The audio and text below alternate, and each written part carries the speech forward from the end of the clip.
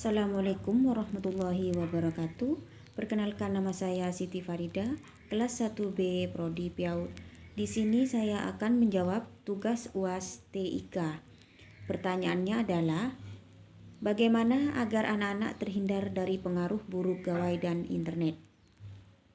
Menurut pendapat saya, cara agar anak terhindar dari pengaruh buruk gawai adalah, sebagai orang tua, pertama, kita harus mengawasi penggunaan gawai dan gadget untuk anak-anak. Yang kedua, memberikan waktu kepada anak-anak untuk bermain gawai tapi sesuai yang dibutuhkan. Yang ketiga, sosialisasikan anak-anak tersebut pada teman-teman sebayanya. Dalam masa pengawasan, kita sebagai orang tua harus selalu hiperaktif terhadap anak-anak soal penggunaan gawai dan gadget di internet. Pertanyaan yang kedua, aplikasi apa saja yang bermanfaat untuk anak-anak? Aplikasi yang bermanfaat antara lain Marble Learn Quran for Kids. Manfaatnya bisa membantu anak-anak untuk belajar membaca huruf hijaiyah, membaca huruf dengan harokat dan tanwin. Yang kedua, paket belajar lengkap. Manfaat aplikasi ini menyediakan modul belajar bagi anak-anak tentang berbagai hal, mulai dari membaca, mengaji, berhitung, menulis, dan bahasa Inggris. Untuk aplikasi ketiga yaitu ABC Belajar Membaca. Aplikasi ini dilengkapi dengan suara pada setiap hurufnya, pada suara pada gambar, belajar huruf vokal dan konsonan, dan belajar tiap suku kata dan banyak lagi aplikasi lainnya. Yang keempat, belajar bahasa Inggris. Aplikasi ini dapat membuat anak-anak belajar dengan lebih menyenangkan dengan adanya gambar dan suara. Yang kelima, Ping Pong Coloring Fun. Aplikasi ini terdapat berbagai warna menarik dengan navigasi yang mudah dan gak bakalan membuat anak-anak bosan pastinya. Aplikasi keenam, Lagu Daerah Anak Indonesia. Aplikasi ini membantu anak-anak untuk dapat belajar lagu daerah dan juga lagu nasional Indonesia yang dilengkapi dengan lirik lagu, animasi, dan background yang menarik. Aplikasi ketujuh, Kid Music Instrument Sound. Aplikasi ini berguna untuk orang tua yang memiliki anak balita untuk belajar cara memainkan alat musik dengan suara otentik. Yang kedelapan, Marble Belajar Sholat. Membantu anak-anak belajar tata sholat 5 waktu, belajar setiap gerakan beserta doanya. Yang kesembilan, belajar huruf dan angka. Membantu anak-anak untuk belajar mengenal huruf angka dan mengenal warna sehingga anak-anak bisa bermain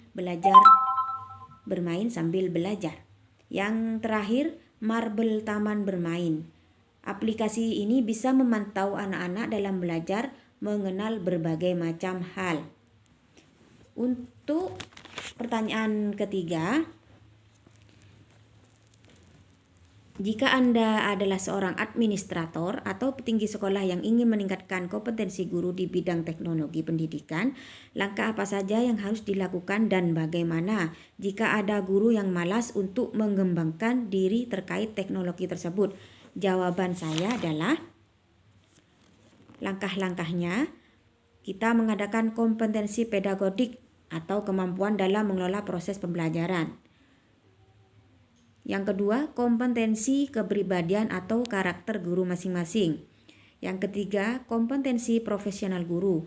Nah, sejauh mana guru dalam menguasai materi dalam pembelajaran.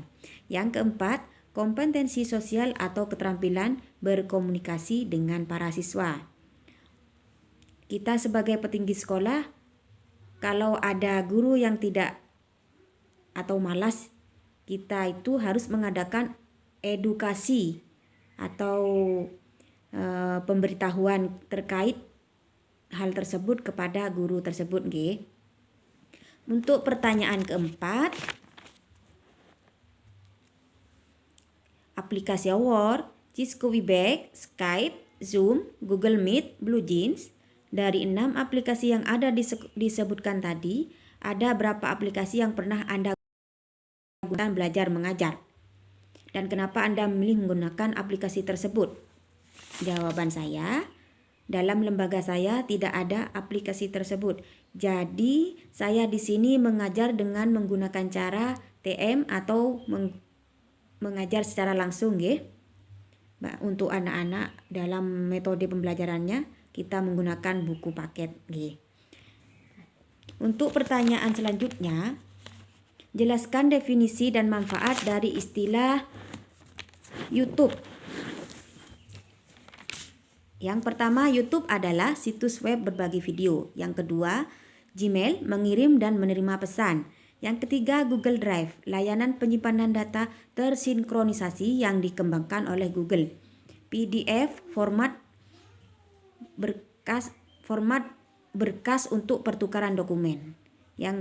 Selanjutnya, Al-Quran in Word, aplikasi yang mampu menulis ayat Al-Quran beserta terjemahannya.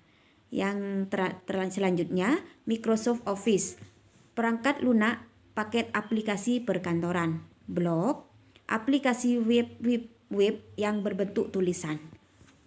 Sedangkan Zoom, aplikasi komunikasi menggunakan video.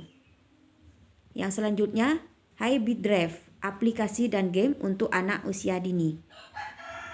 Yang selanjutnya, cek plagiaris, proses pencarian bagian yang diduga plagiat dari prakarya. Demikian jawaban dari tugas TIK dari saya. Wassalamualaikum warahmatullahi wabarakatuh.